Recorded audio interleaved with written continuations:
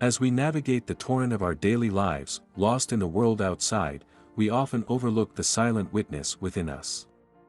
Our story unravels the transformative power of mindfulness and the subtle art of remaining conscious of our own being amidst life's endless distractions. To grasp the essence of awareness, one must begin by comprehending its nature.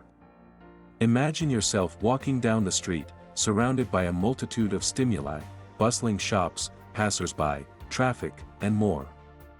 Amidst this sensory orchestra, you are conscious of many things but oblivious to one crucial element: your own self. As you traverse the sidewalk, your awareness extends to myriad external factors, yet you remain largely unaware of your own presence. This form of self-awareness, as expounded by George Gurdjieff, is termed self-remembering. Gurdjieff exhorts, always, wherever you may be, remember yourself. In every undertaking, maintain an unbroken inner focus, be mindful of your own presence.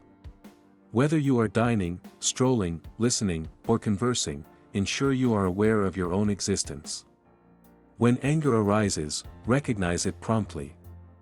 In the very moment anger surfaces, acknowledge its presence. This constant self-remembrance generates a subtle, almost imperceptible energy within you, initiating a process of self-becoming.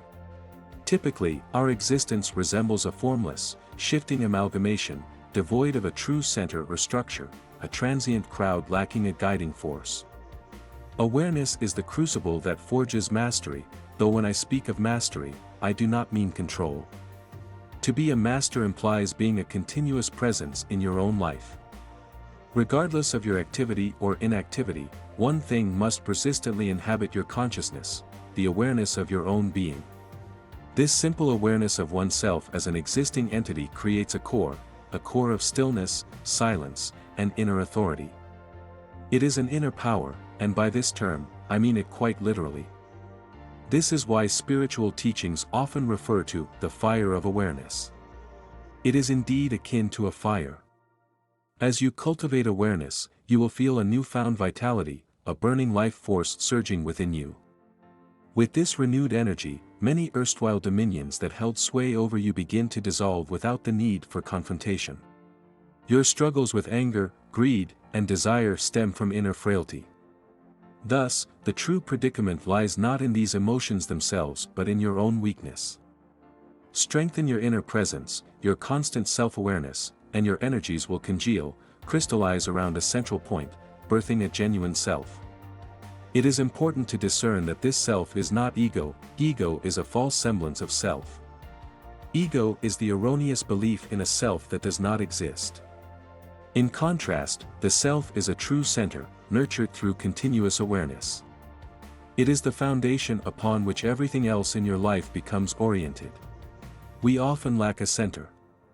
At times, we experience a sense of centering, but these are usually situational moments thrust upon us by external circumstances.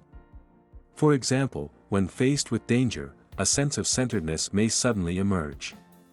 In such perilous moments, your energy becomes concentrated, your thoughts coalesce, and the present moment becomes all-encompassing. You become acutely aware not only of external threats but also of your own existence. A true center crystallizes within you. This is why dangerous pursuits hold a peculiar allure. When driving recklessly at high speeds, you lose the luxury of thought, imagination, or daydreaming. The intensity of the moment forces you into a state of heightened awareness. Nietzsche once posited that war persists because it is one of the few arenas where individuals may occasionally glimpse their own center, a sensation that arises due to the inherent danger of war. In moments when death looms as an imminent reality, life intensifies, and you find yourself firmly anchored in the present. In these subtle moments, you discover a center within yourself. Yet, these moments are fleeting, arising solely from external factors. They vanish once the external threat recedes. True centering must be an internal process. Therefore, strive for awareness in every ordinary activity. When seated in a chair, for instance, attempt to be aware not only of the chair and your surroundings but also of your own presence.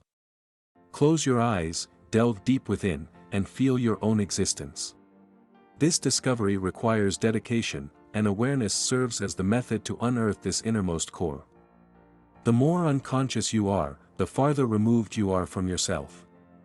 Conversely, greater consciousness brings you closer to your core. With complete consciousness, you stand at the center of your being. With diminished consciousness, you linger nearer to the periphery. In unconsciousness, you dwell on the periphery, completely detached from your center. These are the two paths available for you to traverse. No matter the task at hand, remembering yourself draws you nearer to your center. Eventually, a moment may arrive when you suddenly find yourself centered. It is then that you become infused with a newfound energy, a fire. Life itself, the entire cosmos, is energy, it is fire. While the term electricity is now used, fire embodies a more vibrant essence. Act with mindfulness. The journey is long and arduous, and maintaining awareness for even a single moment can be challenging, as the mind incessantly flits about. Yet, it is not an insurmountable task. It is indeed demanding but within the grasp of every individual. Wholehearted effort, unreserved dedication, and a willingness to sacrifice all else in favor of awareness are essential. Only then can the inner flame be kindled. It is there, waiting to be discovered. If one seeks the common thread among all religions throughout history and those that may arise in the future, it is the concept of awareness. Awareness serves as the technique for centering oneself and igniting the inner fire. It exists, concealed, and can be unearthed. Only once you have uncovered it can you enter the temple, and not a moment sooner. Even in the face of repeated failure, persist in your efforts. In the beginning, you may falter, but these very failures can prove instructive.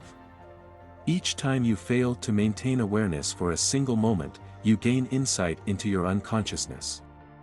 As you walk down the street, you may find it challenging to take a few steps without slipping into unconsciousness. Yet, even these failures serve a purpose, highlighting the extent of your unawareness.